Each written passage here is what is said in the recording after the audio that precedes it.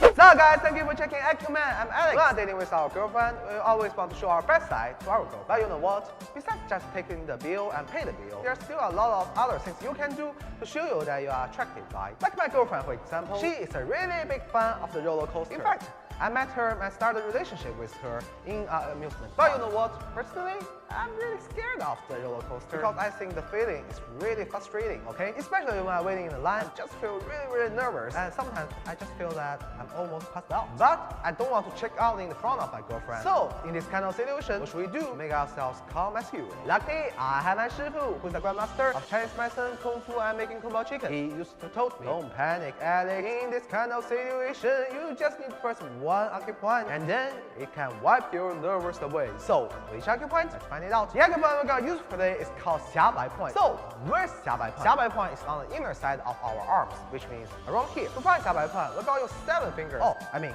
7 fingers to find the 下摆 point. Firstly, we're gonna find the bending line of our elbow, which means right here. And then we're gonna use 4 fingers and measure it like this. And remember the ending point, which means right here. After that, we're gonna use 3 fingers. Continue to press it at the end of your index finger, which means right here. Is the 下摆 point we are talking about.